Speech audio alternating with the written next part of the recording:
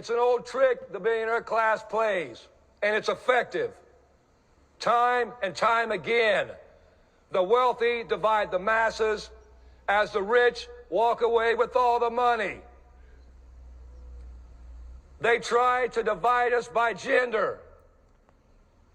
They try to divide us by nationality.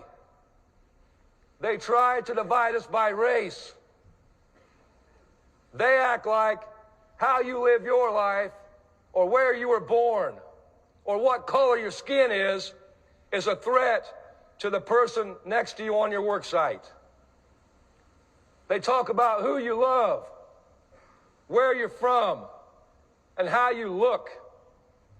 The reason they do that is so they don't have to talk about who you work for, where the profits go, and who benefits.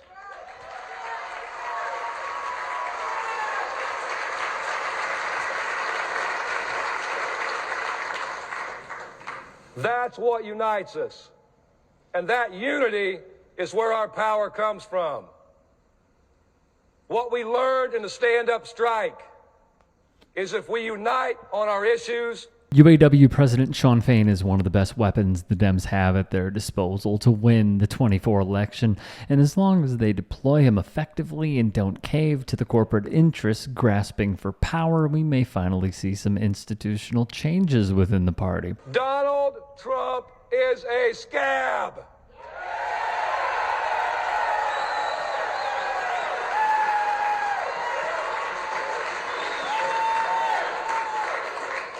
Donald Trump is a billionaire, and that's who he represents.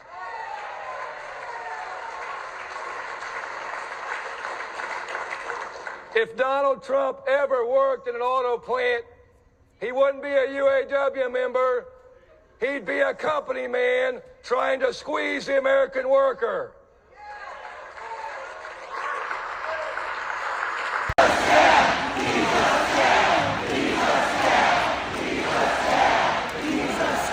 Case in point, the Harris-Walz campaign rally in Michigan erupted with this chant as Fain took the stage to deliver a masterclass in pro-worker messaging.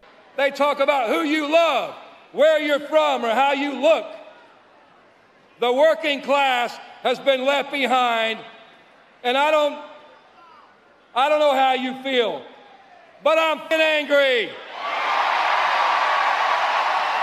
On one side, you got a billionaire that serves himself and his billionaire buddies. He lies, he cheats, and he steals his way to the top. He's a lapdog for the billionaire class. And on the other side, we got a strong, intelligent, and I'm just going to put it bluntly, a badass woman. And I got to finish that sentence. A badass woman who stood on the picket line with striking workers. For all our criticisms of the Biden-Harris administration, it is undeniable that they have been the most pro-labor and pro-union administration in our lifetimes, even if that's not saying much compared to other countries or progressives like Bernie Sanders and the remaining squad members. Nonetheless, it says so much about how much capitalism and anti-worker propaganda have rotted our country that Biden, of all people, was the first sitting president to join a union on the picket line during an active strike. However, Biden and Harris being as pro-union as they are shows that we, the people, actually do have the power to apply pressure on our civil servants and force them to appease our demands. A vote is earned, not deserved, which is coincidentally how we ended up with Trump as president in the first place. Donald Trump was president. These workers went on strike to try to save plants that were slated to close, to try to fight for a future. Donald Trump said nothing, and Donald Trump did nothing to help auto workers. You want to know where Kamala Harris was in 2019? She was on the picket line with striking workers. And to her credit, then Senator Harris spoke to and marched alongside striking GM workers in 2019 in Rio, Nevada, touting the benefits of collective bargaining and hammering home the fact that all any worker wants is fair payment for the value that their labor generates for the company. And when a company is making record profits, workers should receive record wages and bonuses. A company can survive perfectly fine without the day-to-day workload of an executive. The entire business runs directly through the workers. And it's no secret, our union was loud and proud about who we supported for vice president, and Tim Walz was at the top of that list. He's one of us. He's a working class guy. He knows working class values. He was a teacher, a coach. That's right, there's teachers in the house. Another group of people who've been left behind. He's a teacher, he's a coach, he's a governor, but best of all, he's a proud union member. And he always puts the working class first. With the Harris-Walz ticket, we have what I call the dynamic duo for democracy. Fain praising VP nominee Tim Walz also speaks to the power unions have in shaping the Democratic Party's politics because, like he said, the UAW is not shy about who they wanted as Harris's VP. Two names really resonate high with our union. The top name, it was Andy Beshear. I'm a huge Andy Beshear fan. I believe Andy Beshear, he's been there with us every step of the way. And then also Governor Walz in Minnesota. Those are really our top two people, and both of those men walked the picket line with our workers this past fall, and they've always been there for working class people. We rated all the candidates as a board with our research team, we listened to our members, and it was very clear. There were two candidates that stood out, and that was Beshear and Walz. And Beshear, I had more of a working relationship. We've done a lot with him in the strike and stuff, but we are ecstatic. Our board is ecstatic. Our membership's ecstatic about Tim Walz being the vice presidential candidate. He's one of us. He's a teacher. He knows what it's like, to scrape to get by, check to check.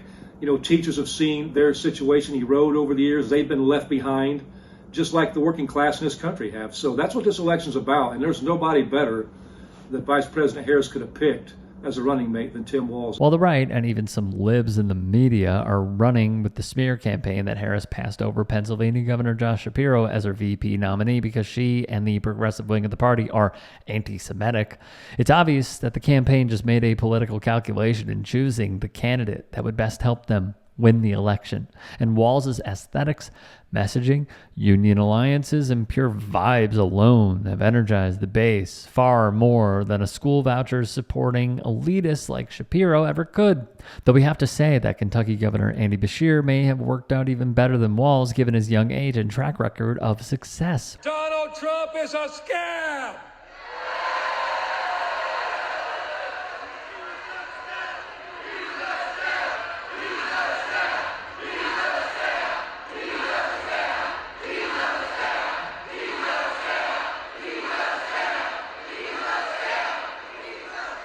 And his sidekick isn't any better. J.D. Vance is a vulture. That's right. Every time Donald Trump gets a chance, he trashes our union and he trashes the working class. He comes to Michigan. He talks about he's going to bring back the auto industry. Let me tell you something. Donald Trump doesn't know about the auto industry. We are begging the Dems to continue focusing on this messaging strategy as the election approaches. The only way to shift the party's platform further to the left is by applying pressure and demanding our requests be taken seriously. And hopefully, this election will be the first step toward a lasting shift in the party's objectives and a return to delivering for the working class instead of corporate special interests. If you can and are willing, please become a paid member here at TYT Sports. And or go to tyt.com/join. In addition, you can follow me on Twitter, Instagram, and TikTok. Appreciate it. Have a great day.